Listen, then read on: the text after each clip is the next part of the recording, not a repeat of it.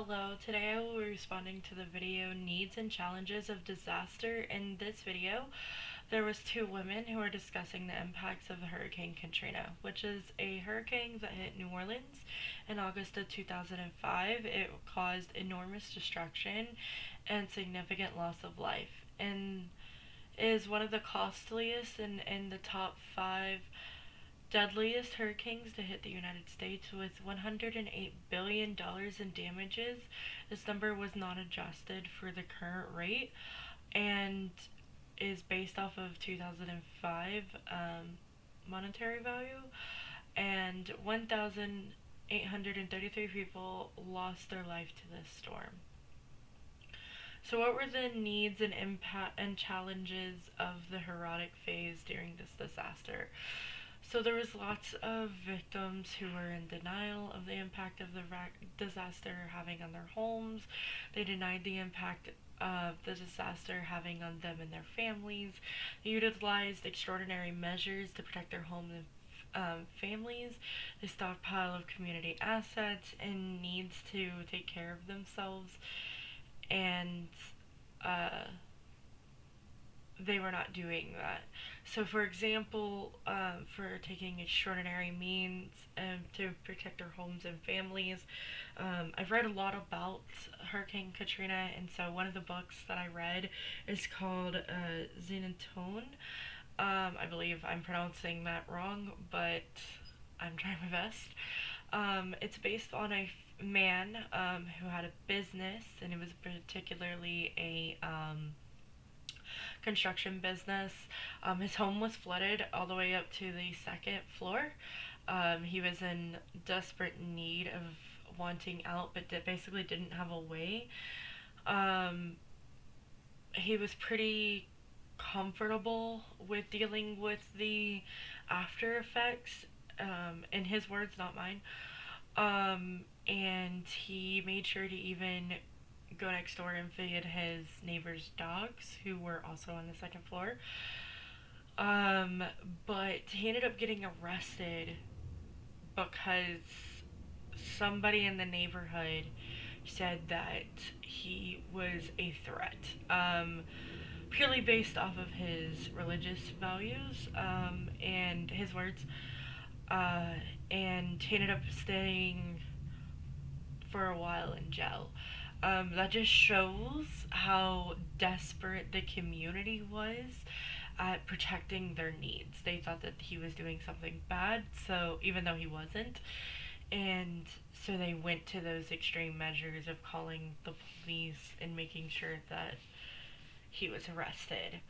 The honeymoon phase can include a crash out point, describe who, when, and why this may occur. So for this particular disaster, that being Hurricane Katrina, the victims were anybody who lost their home or a family member, or even witnessed the aftermath of Hurricane Katrina. The heroic phase typically happens right before the honeymoon phase, or not the honeymoon phase, the crash out point, based off of what the one of the women was stating, is like a lot of these victims were elderly people. They were not taking care of themselves. They were pushing themselves, and then their body basically was so exhausted that they shut down, and a lot of people, particularly in the elderly community, passed away because of this after the storm had already passed. So during the disillusionment phase, fear, anger, and hopelessness can set in. What types of clinical conditions may develop from these circumstances, and what type of treatment is best to overcome them? So after a storm like Hurricane Katrina, you're gonna see a lot of depression, anxiety, possible substance abuse issues, and PTSD. The reason I bring up the possible substance abuse is, in another book that I read. Like I said, I've read a lot of books about the Hurricane Katrina.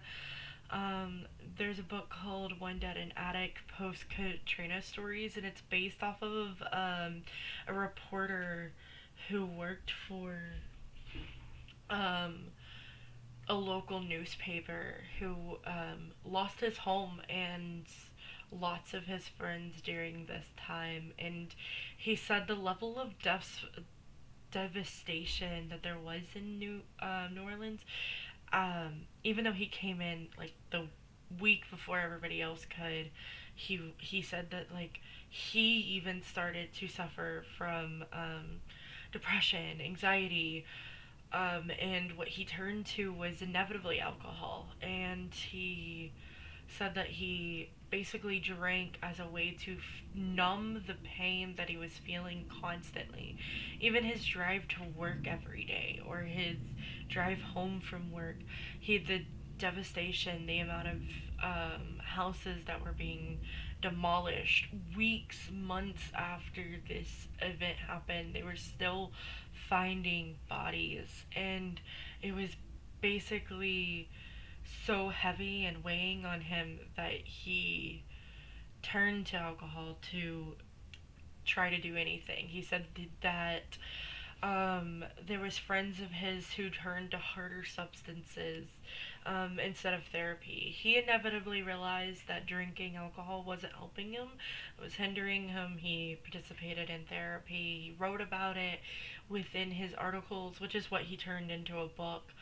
Um, that you should go get the therapy after an event like Katrina happens, because whether you realize it or not, you're gonna need it. As his words, um, I also believe that most of these victims would benefit from CBT therapy, psychological first aid, even, and support groups. I feel like support groups during this time would be significantly beneficial because the people that you're going to have in these support groups are not just people who are from like Idaho who weren't even a part of this disaster. They're from New Orleans. They know the culture. They know the people around them. They may not know them exactly, but they know their culture. They know what they love, what they lost during this time. And they can all sit there and share their own personal stories. And though each one may not be exact, they may be similar. So when someone's sitting across from somebody else who's lost a house, they can then share what it's like to lose a house during something like this, and then help each other through the process of like rebuilding what it's like not to feel devastated during this time. CBT would really help for the individuals, such as the gentleman who I talked about earlier, who needs that one-on-one level, and possibly also that group. So they need both. Like they also need the group, they need the individualized, because they need the individualized to focus in on the addiction, but they also need the um, group to help them through the devastation and how do we go on from here level. Um, I find this topic to be incredibly important as it's something that's a desperate need that I don't think a lot of us recognize.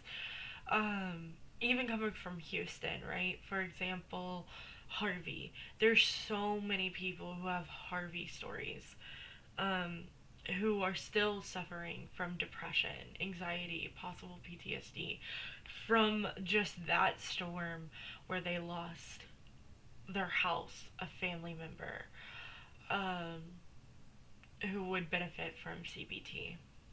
Um, I have included the following resources in my response, which are a Needs and Challenges of Disaster YouTube video, the National Weather Service website, um, One Dead in Attic Post Katrina Stories book, and Xenotone, which is also a book.